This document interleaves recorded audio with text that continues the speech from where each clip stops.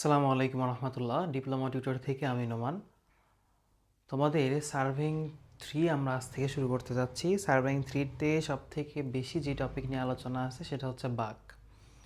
বাঁকটা কিসের? নর্মালি রাস্তার মধ্যে দেখো না মোড় নেওয়া হয়, এই মোড়গুলো বা এই বাঁকগুলোই এখানে আমাদের কিভাবে স্থাপন করা হয়, কিভাবে ওই বাঁকটা বসানো হয়েছে বা বাঁক কিভাবে নির্ধারণ করা হয়েছে, এই যে এই বিষয়গুলো এই সম্পূর্ণটাই আছে হচ্ছে সার্ভেইং 3-র মধ্যে। বোঝা গেছে? তো সেই জিনিসগুলো আমরা একদম বেসিক থেকে বুঝবো এবং জানবো বাঁক জিনিসটা কী এবং এটা কিভাবে সংস্থাপন করা হয়, কিভাবে কি করা হয়, সব কিছু আমরা এই লেকচারের মধ্যে বেসিক জিনিসগুলো দেখব। তো প্রথমত আগে আমাদের জানতে হবে যে বাঁক জিনিসটা কি। এই অধ্যায়ের নাম দেখো, অধ্যায় 1, বাঁক এবং বাঁক সংস্থাপনের ধারণা। অর্থাৎ বাঁক জিনিসটা কি এবং বাঁক সংস্থাপন আমরা কিভাবে করতে পারি সেটার বেসিক যে ধারণাগুলো সেটা আমরা এই অধ্যায়ের মধ্যে পাবো। ঠিক আছে? তাহলে এখন আমরা দেখি বাঁক জিনিসটা কি। দেখো, বাঁক হলো কোনো বৃত্ত, কোনো দুইবার হয়ে গেছে। বাঁক হলো কোনো বৃত্ত বা অধিবৃত্তের চাপ যা কৌণিকভাবে মিলিত দুটি সরল রেখাকে কি করে, সংযুক্ত করে। এর দ্বারা কি বোঝাচ্ছে দেখো, বাঁক হলো কোনো বৃত্ত বা অধিবৃত্তের চাপ যা কৌণিকভাবে ছেদকৃত দুটো রেখাকে সংযুক্ত করে। নর্মালি ধরো এই দিক থেকে একটা রাস্তা আসছে এবং এই দিক থেকে একটা রাস্তা গেছে। ঠিক আছে? দুইটা রাস্তা দুই দিক থেকে আসছে। এখন এই দুইটা রাস্তা যদি আমরা এইভাবেই যুক্ত করে দিই, গাড়ি এখানে যাবে, এখান থেকে আবার এই দিকে যাবে, তাহলে এটা কি সম্ভব? মানে এটা জটিল না? গাড়ি একদম মোড়ে এসে ব্রেক করে তারপরে ডান দিকে মোড় নেওয়া লাগবে, একদম কঠিন একটা ব্যাপার, তাই তো?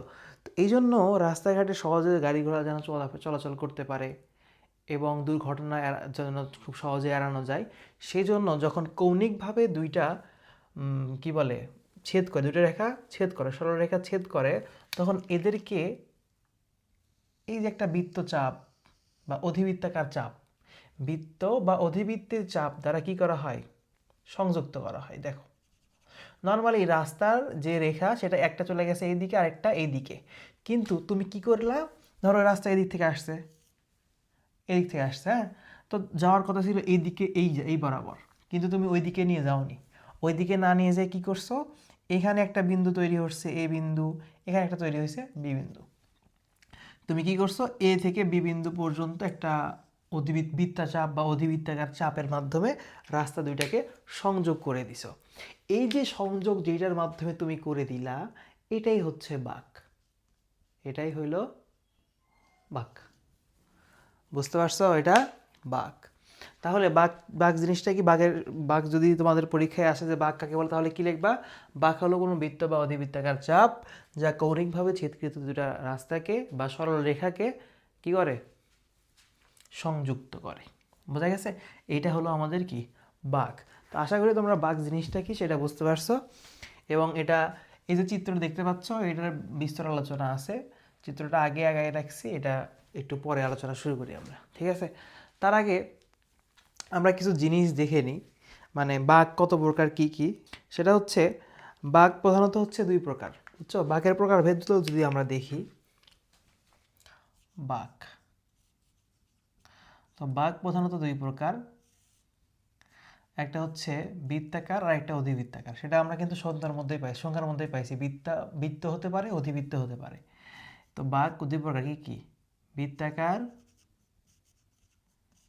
আর এটা হচ্ছে অধিবৃত্তাকার। অধিবৃত্তাকার। নর্মালি আমরা সব থেকে বেশি যেই বাঁকটা নিয়ে আলোচনা করি সেটা হচ্ছে বৃত্তাকার বাঁক নিয়ে। বুঝছো? আমরা সব থেকে বেশি আলোচনা করি কি নিয়ে? বৃত্তাকার বাঁক নিয়ে।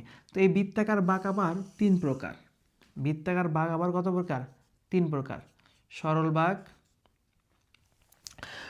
বাঁক, যৌগিক বাঁক এবং বিপরীত বাঁক। সরল বাঁক, যৌগিক বাঁক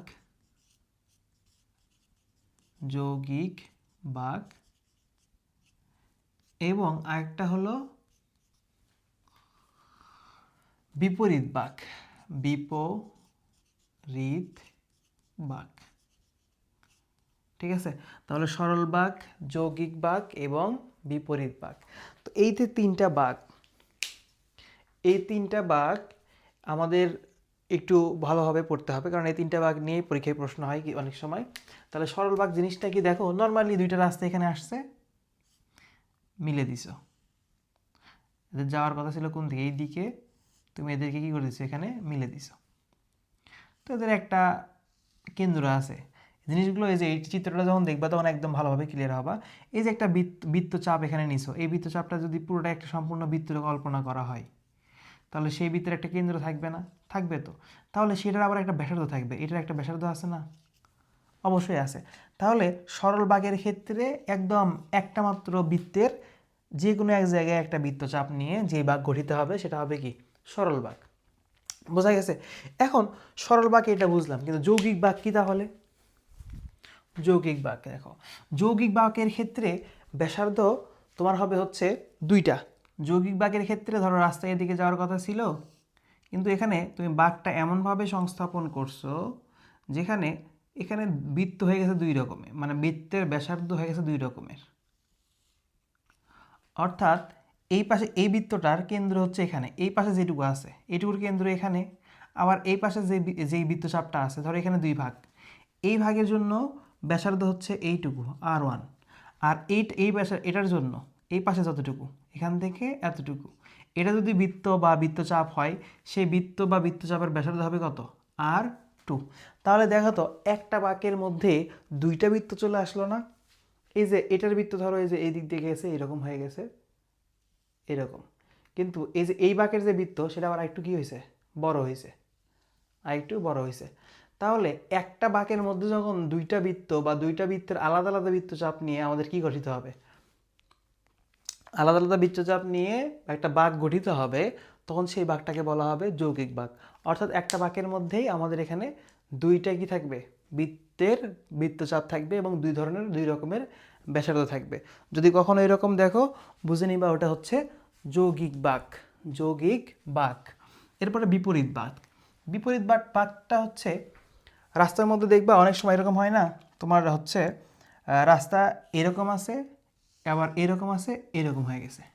তো সেক্ষেত্রে তোমার কি করতে হবে, এই যে এখানে একটা বাঁক দেওয়া লাগবে, দেওয়ার পরে আবার এটাই আবার এইভাবে তুলে দেওয়া লাগবে। আসলে না এরকম রাস্তা কিন্তু অনেক জায়গায় আছে, গ্রামের মধ্যে এই রাস্তাগুলো বেশি। এই যে এইভাবে নিয়ে এইভাবে দিয়ে এরকম করতে হবে। তাহলে দেখো তো এটার বৃত্ত এই পাশে, আর এটার বৃত্তের কেন্দ্র এই পাশে। এই যে বৃত্তচাপের যে কেন্দ্র সেটা এই পাশে, আর এটার বৃত্তচাপের কেন্দ্র এই পাশে। তাহলে দুইটা দুই পাশে হয়ে গেল না? দুইটা যে দুই পাশে হয়ে গেল, এই জন্য এটাকে বলা হয় হচ্ছে বিপরীত বাঁক। এটাকে বলা হয় বিপরীত বাঁক। সরল বাঁক, যৌগিক বাঁক, বিপরীত বাঁক। বোঝা গেছে? এবং অধিবৃত্তাকার বাঁকগুলো যেই মানে বাঁকের মধ্যে যেই জিনিসগুলো আছে সেগুলো হচ্ছে ক্রান্তি বাঁক আছে একটা, উলম্ব বাঁক আছে, তারপরে ক্রান্তি বাঁক আবার তিন প্রকার: শৈল্পিক বাঁক, সর্পিল বাঁক, ত্রিমাত্রিক বাঁক এবং বার্নৌলি বাঁক। উলম্ব বাঁক দুই প্রকার: উত্তল বাঁক এবং অবতল বাঁক। তাহলে আমাদের এই বৃত্তাকার বাঁকের মধ্যে সরল, যৌগিক এবং বিপরীত আছে, আর অধিবৃত্তাকার বাঁকের মধ্যে যেগুলো আছে সেইগুলো আমরা পরবর্তী যে অধ্যায়গুলো আছে সেই অধ্যায়গুলোর মধ্যে গেলে আমাদের এই যে বৃত্তাকার বাঁক নিয়ে আমাদের আরও বিস্তর আলোচনা হবে, অধিবৃত্তাকার বাঁক নিয়ে আরও অনেক আলোচনা হবে, সে সময় আমরা এই জিনিসগুলো দেখে নিব। ঠিক আছে? এখন আপাতত আমাদের বেসিক যে জিনিসগুলো জানা একদম দরকার সেই জিনিসগুলো আমরা জেনে নিই, এরপরে ধীরে ধীরে আমরা আস্তে আস্তে সবই জানবো ইনশাল্লাহ। তাহলে আমরা দেখলাম বাঁক কাকে বলে, বাঁক কত প্রকার ও কি কি।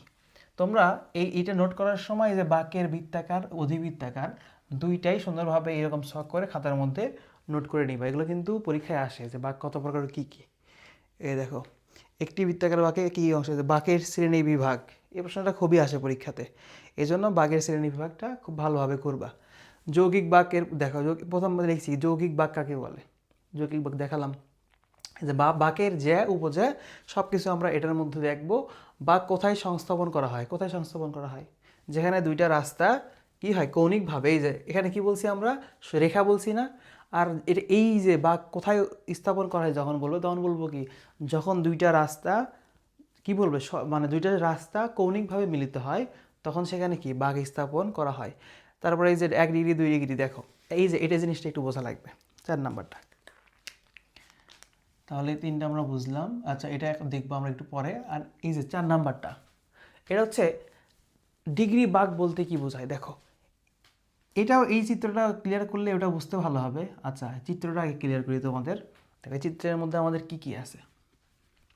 নর্মালি একটা রাস্তা ধরো, এই যে এটা একটা রাস্তা ছিল, এটা একটা রাস্তা ছিল, তো দুইটা যা মিলিত হওয়ার কথা ছিল এখানে এফ বিন্দুতে, এখানে কিন্তু এফ বিন্দুতে মিলিত হওয়ার কথা ছিল, কিন্তু আমরা ওই জায়গায় মিলিত না করে কি করছি, এটাকে একটা বাঁক সংস্থাপন করে দিছি, যে বাঁকের মাধ্যমে এই রাস্তাটাকে এইভাবে ঘুরে দেওয়া হয়েছে। ঠিক আছে, তো এখন এখানে আমাদের যে উপাদানগুলো আছে তৈরি হয়েছে বাঁক স্থাপন করতে গিয়ে আমাদের লাগছে, এবং মানে বাঁক স্থাপন করতে গিয়ে তৈরি হয়েছে, সেই জিনিসগুলোর সাথে একটু পরিচয় হতে হবে। বোঝা গেছে? দেখো এই যে এইখানে যে বিন্দুটা মিলিত হয়েছে এটাকে বলা হচ্ছে কি TP1, অর্থাৎ টাচিং পয়েন্ট বলতেছি আমরা। এই যে এটা কি টাচিং পয়েন্ট 2, অর্থাৎ এটা স্পর্শ বিন্দু, 1 নাম্বার স্পর্শ বিন্দু, এটা 2 নাম্বার স্পর্শ বিন্দু। বুঝছো? তাহলে এটা 1 নাম্বার স্পর্শ বিন্দু, এটা 2 নাম্বার স্পর্শ বিন্দু। এখন তাহলে প্রথম এটা কি AF, এটা কি প্রথম স্পর্শ রেখা, তারপরে BF এটা কি দ্বিতীয় স্পর্শ রেখা। এরপরে যদি দেখো এই যে AB, নর্মালি এটা একটা বৃত্ত ধরো, সেই বৃত্তের এই দিকে যদি আমি একটা রেখা আঁকি তাহলে এটাকে কি বলবো আমরা? জ্যা বলবো না? অবশ্যই জ্যা বলবো। কি বলবো? জ্যা বলবো। ঠিক আছে, এখন এর মধ্যে আমাদের এই যে এখানে যে A আর B, এই A আর B মধ্যবর্তী যে রেখাটা দেখতে পাচ্ছ এটা কি আমাদের এখানে জ্যা। আর এই যে এই দিক দিয়ে যেটা চলে গেছে যেটাকে বাঁক, এটা কিন্তু এই যে একটা বৃত্তের কি, একটা বৃত্তের চাপ, একটা বৃত্তের চাপ। এখন এই যে এই বৃত্তটাকে যদি তুমি বর্ধিত করে দাও তাহলে একটা কি হবে বললাম একটা বৃত্ত হবে। তাহলে সেই বৃত্তের কেন্দ্র হচ্ছে এই যে এইটা, বৃত্তের কেন্দ্র বা বাঁকের কেন্দ্র। এখানে যে ব্যাসার্ধ সেটা আর, এবং এটার মানও কি সেম হবে, আর হবে। ঠিক আছে, এখন আমি একটু এই উপাদানগুলো তোমাদের একটু সুন্দর করে লিখে দিই, যেন নোটের মধ্যে তোমরা লিখতে পারো, সেভাবে সাজাই দিই। দেখো প্রথমত 1 নাম্বার প্রথম যেটা আছে সেটা হচ্ছে প্রথম স্পর্শ রেখা, স্পর্শ রেখা, প্রথম স্পর্শ রেখা কোনটা? AF, AF। এরপরে দ্বিতীয় স্পর্শ রেখা, দ্বিতীয় স্পর্শ রেখা কোনটা? BF, BF। এরপর আছে হচ্ছে ছেদ বিন্দু, এই যে এখানে যে দুটো রেখা ছেদ করছে না, দুটা সরল রাস্তা ছেদ করছে, এজন্য ছেদ বিন্দু কি হবে? ছেদ বিন্দু ইজ ইকুয়াল টু F। এরপরে ছেদ বিন্দুর পরে কি আছে? ছেদ কোণ, ছেদ কোণ। তো ছেদ কোণটা এখানে এই যে দুইটা যে ছেদ করলো, তাহলে এখানে একটা নতুন কোণ উৎপন্ন করছে না, এটাকে বলা হচ্ছে ছেদ কোণ। এটা কি হবে? থিটা। ঠিক আছে, এরপরে আছে হচ্ছে প্রতিসরণ। আচ্ছা ছেদ কোণ থিটা, এটা কিভাবে লিখবো আমরা? এটা লেখা যায় কোণ AFB, AFB। এই যে এফ কোণটাই হচ্ছে কি আমাদের ছেদ কোণ। তারপরে আমরা এখানে এরপরে আছে হচ্ছে প্রতিসরণ কোণ, প্রতিসরণ কোণ। এই যে দেখো এটা যাওয়ার এই রাস্তা এদিকে গেছে তাই না, আর এই পাশে রাস্তা এইটা। এখন প্রথমটার সাথে দ্বিতীয়টা যে কোণ এখানে উৎপন্ন করে, যে কোণ এখানে উৎপন্ন করে সেটাকে বলা হয় হচ্ছে প্রতিসরণ কোণ, সেটাকে বলা হয় হচ্ছে প্রতিসরণ কোণ। তাহলে এটাকে আমরা প্রকাশ করি হচ্ছে ফাই দ্বারা। ঠিক আছে, ফাই। তাহলে ফাইকে কি বলবো আমরা? এখানে যদি জি লিখি, উপরেটা এই বিন্দুটা, উপরের বিন্দু যদি জি হয়, মিশা দিই, উপরের এই বিন্দু যদি জি হয় তাহলে GFB, কোণ GFB। বোঝা গেছে? আচ্ছা এরপরে প্রতিসরণ কোণের পরে আমাদের আছে হচ্ছে এখানে কেন্দ্রীয় কোণ। কেন্দ্রীয় কোণ কোনটা? এই যে ও কোণটা, এটা হচ্ছে কেন্দ্রীয় কোণ। মনে রাখবা প্রতিসরণ কোণের মান এবং কেন্দ্রীয় কোণের মান সরল বাঁকের ক্ষেত্রে সমান। প্রতিসরণ কোণ এবং কেন্দ্রীয় কোণ এই দুইটা মান কি হবে? সমান হবে। প্রতিসরণ কোণ এবং কেন্দ্রীয় কোণ। তাহলে কেন্দ্রীয় কোণ কত? এ ও বি বা ফাই অথবা phi is equal to del. এটাকে ফাই দ্বারা প্রকাশ করা হয়, আবার ডেল দ্বারাও প্রকাশ করা হয়। ফাই অথবা ডেল ইজ ইকুয়াল টু কোণ এ ও বি, কেন্দ্রীয় কোণ, অর্থাৎ এই যে বৃত্তের যে কেন্দ্র, এই কেন্দ্রে যে কোণটা উৎপন্ন করলো এটাকে ফাই অথবা ডেল দ্বারা প্রকাশ করা হচ্ছে। আচ্ছা, এরপরে কেন্দ্রীয় কোণের পরে আমাদের আসে হচ্ছে স্পর্শ কোণ। স্পর্শ কোণ হচ্ছে, দেখো, স্পর্শ কোণ, এই যে স্পর্শ রেখার সাথে জ্যার, স্পর্শ রেখার সাথে জ্যায়ের যে কোণ উৎপন্ন হয় সেটাই হচ্ছে স্পর্শ কোণ। এটাকে প্রকাশ করা হয় হচ্ছে গামা দ্বারা।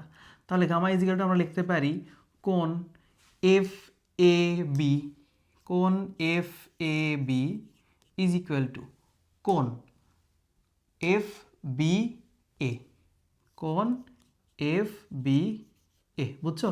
অর্থাৎ এই যে স্পর্শ রেখার সাথে জ্যায়ের সাথে যে কোণটা উৎপন্ন হচ্ছে এটা হচ্ছে স্পর্শ কোণ। যেহেতু উভয় পাশে আমাদের স্পর্শ আছে, তার মানে এই পাশে একটা কোণ হবে, এই পাশেও একটা কোণ হবে, সেটাই লিখলাম কোণ অফ এফ এ বি, কোণ অফ এফ বি এ, অর্থাৎ এ কোণ এবং বি কোণ। ঠিক আছে? আচ্ছা, এরপরে আছে আমাদের হলো বাঁকের দৈর্ঘ্য। বাঁকের দৈর্ঘ্য, দেখো, বাঁকের দৈর্ঘ্য, বাঁকের দৈর্ঘ্য এটাকে এল দ্বারা প্রকাশ করা হয়। এটা নর্মালি এই যে এখান থেকে এই পর্যন্ত যে দৈর্ঘ্যটা সেটাকে আমরা বলতেছি কি? বাঁকের দৈর্ঘ্য। দৈর্ঘ্য তো তোমরা বুঝছো, বাঁকের দৈর্ঘ্য হচ্ছে এখান থেকে এই পর্যন্ত। তো এটাকে যদি আমরা সংখ্যায় ইয়েতে প্রকাশ করি, ভ্যালু একটা দিতে চাই, তাহলে কি হবে? এখানে এ আছে, এখানে বি আছে, এখানে সি আছে, তাহলে A C B, A C B. আচ্ছা, এরপরে যদি আমরা যাই, সেটা হলো দীর্ঘ জ্যা। দীর্ঘ জ্যা মানে এই যে জ্যা যেটা থাকবে এটাকে বলা হচ্ছে কি? দীর্ঘ জ্যা। এটার মান কত? এল। এটার মান হবে এল। দীর্ঘ জ্যা, দীর্ঘ জ্যা এটা হবে L. L is equal to A B, L is equal to A B. এখন এগুলো মোটামুটি আপাতত জানলেই হবে। এখন আরেকটা জিনিস আছে, সেটা হচ্ছে এখানে এটুকু আগে মুছে দিই, ওটুকু আলাদা। আলাদা বলতে এটুকু তোমরা উঠেই নিবা, নেওয়ার পরে ওটা করবা। এগুলোতে নর্মালি বোঝা যাচ্ছে, কিন্তু ওইগুলোর নামও একটু আলাদা টাইপের এবং জিনিসও একটু আলাদা। দেখো, তাহলে এখানে তিনটা জিনিস আছে। বাঁকের দৈর্ঘ্য, বাঁকের দৈর্ঘ্য গেছে না? আচ্ছা, দীর্ঘ জায়গায় গেছে ভার সাইন, ভার সাইন এক নাম্বার। দুই নাম্বার হচ্ছে বাঁকের গভীরতা, বাঁকের গভীরতা। তিন নাম্বার হলো সেকেন্ড দৈর্ঘ্য, সেকেন্ড দৈর্ঘ্য। এবং চার নাম্বার হচ্ছে বাঁকের ডিগ্রি, বাঁকের ডিগ্রি। বুঝছো? বাঁকের ডিগ্রি। এখন ভার সাইন কোনটা? ভার সাইন হচ্ছে এই যে এখানে যে দূরত্বটা সি থেকে ই পর্যন্ত, অর্থাৎ এই জ্যা থেকে নিয়ে সি বিন্দু পর্যন্ত, অর্থাৎ শীর্ষবিন্দু পর্যন্ত, চূড়া পর্যন্ত সর্বোচ্চ যে দূরত্ব, এটাকে বলা হয় হচ্ছে ভার সাইন। আর ভার সাইনকে প্রকাশ করা হয় ভিএস দ্বারা, এটা হবে সিই। দেখো, এই উপাদানগুলো কিন্তু অবশ্যই তোমাদেরকে মনে রাখতে হবে। এই বাঁকের উপাদানগুলো যদি মনে না রাখো, এরপরে প্রমাণ করাবো অনেকগুলো, এই অধ্যায়ের মধ্যে অনেকগুলো প্রমাণ আছে। তো সেই প্রমাণগুলো যদি তুমি এটা না বুঝতেই প্রমাণে চলে যাই, আর এটা না বুঝে যদি তুমি প্রমাণ করা শুরু করো, তাহলে কিছুই বুঝবে না। কারণ এখান থেকে সবগুলো উপাদান আমাদের ওই প্রমাণের মধ্যে লাগবে। বুঝতে পারছো? এই জন্য এই জিনিসগুলো একটু ভালোভাবে দেখো, দরকার হলে বারবার ভিডিওটা রিমাইন্ড করে করে দেখো। বাঁকের গভীরতা, এরপরে আসে হচ্ছে বাঁকের গভীরতা। দেখো, বাঁকের গভীরতা কি?